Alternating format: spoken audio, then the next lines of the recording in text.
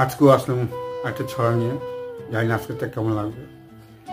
ভারত মাতার বীর শহীদ ভগৎ সিংয়ের মৃত্যু কয়েক সেকেন্ড আগে তার মনের ভাবনা কি হতে পারে সেটা একটা অনুভব আমি করেছি।